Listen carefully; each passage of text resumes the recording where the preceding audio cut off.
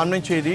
தூத்துக்குடியில் பாலியல் வன்கொடுமை செய்யப்பட்டு கொல்லப்பட்ட மாணவிக்கு நீதி கேட்டு பெற்றோர் மற்றும் உறவினர்கள் சார்பில் மறியல் போராட்டமானது நடைபெற்று வருகிறது. அண்மை தகவலாக பார்த்து வருகிறோம். தூத்துக்குடியில் +2 மாணவி பாலியல் வன்கொடுமை செய்யப்பட்டு கொலை செய்யப்பட்ட வழக்கில் நீதி கேட்டு போராட்டம் நடைபெற்று வருகிறது. தூத்துக்குடி மருத்துவக் கல்லூரி மருத்துவமனையில் மாணவியின் உடலை வாங்க மறுத்து போராட்டத்தில் உறவினர்கள் ஈடுபட்டு வருகின்றனர். அண்மை தகவலாக பார்த்து வருகிறோம். தூத்துக்குடியில் +2 மாணவி பாலியல் வன்கொடுமை செய்யப்பட்டு கொலை செய்யப்பட்ட வழக்கில் போராட்டம் நடைபெற்று வருகிறது. மாணவியின் உடலை வாங்க மறுத்து தற்போது தூத்துக்குடி அரசு மருத்துவமனை முன்பாக உறவினர்கள் போராட்டத்தில் ஈடுபட்டு வருகின்றனர்.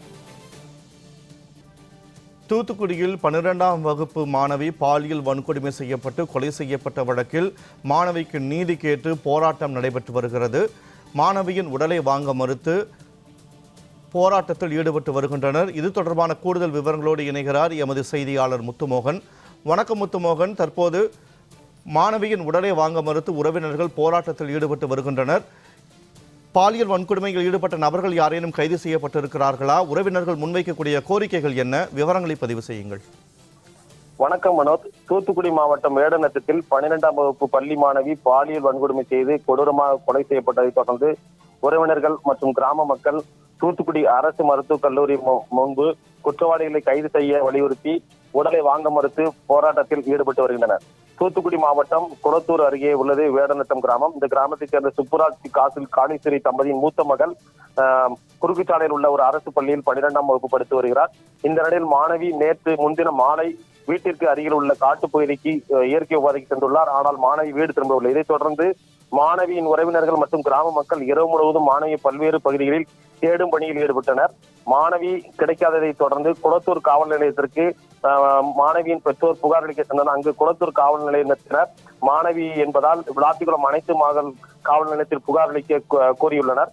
மாணவியின் பெற்றோர் மற்றும் உறவினர்கள் விளாத்திக்குளம் அனைத்து மகளிர் காவல் நிலையத்தில் மாணவி காணாத சம்பவம் குறித்து புகார் அளித்தனர். ஆனால் காவல் ஆய்வாளர் புகாரை முறையாக விசாரிக்காமல் மாணவியின் நடத்தை பற்றி அவர்கள் பெற்றோரிடம் தவறாக பேசியதுடன் விசாரணை எதுவும் நடத்தாமல் அலட்சியமாக இருந்துள்ளார்.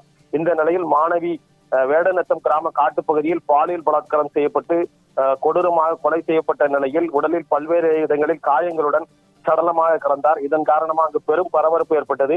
இந்த சம்பவத்தை தொடர்ந்து கிராம மக்கள் மற்றும் 12ஆம் வகுப்பு மாணவியின் உறவினர்கள் குளத்தூர் குறுக்கு சாலையில் நேற்று இரவு முதல் தொடர்ந்து போராட்டத்தில் ஈடுபட்டனர். இதைத் தொடர்ந்து அந்த பகுதிக்கு மாவட்ட காவல் கண்காணிப்பாளர் உள்ளிட்ட தலைமையிலான காவல்துறையினர் விரைந்து வந்து விசாரணை நடத்தினர். தொடர்ந்து விசாரணை நடத்தியுள்ள இது சம்பந்தமாக ஒரு 9 தனிப்படைகள் அமைக்கப்பட்டு விசாரணை நடைபெற்று வருகிறது. 4 பேரை பிடித்து காவல்துறையை விசாரணை நடத்தியுள்ளனர். ஆனால் இன்னும் குற்றவாளிகள் முழுமையாக கைது செய்யப்படவில்லை.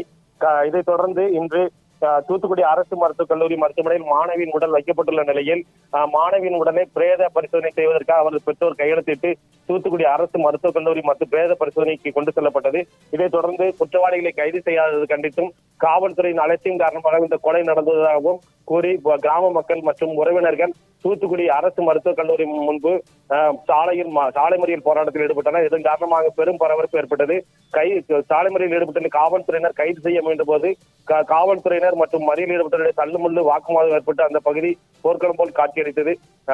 உறவினர்கள் மற்றும் கிராம மக்கள் நாங்கள் குற்றவாளிகளை கைது செய்ய வேண்டும், அரசு உரிய நிவாரணம் அளிக்க வேண்டும், இதுவரை பாதிக்கப்பட்ட நபர்களை ஆளுங்கட்சியை சேர்ந்தவர்களோ தமிழக அரசை சேர்ந்தவர்கள் யாரும் இதுவரை சந்திக்கவில்லை, மாவட்ட ஆட்சியரோ ஆறுதல் கூறவில்லை, எனவே உரிய நடவடிக்கை எடுக்க வேண்டும் என தெரிவித்தனர்.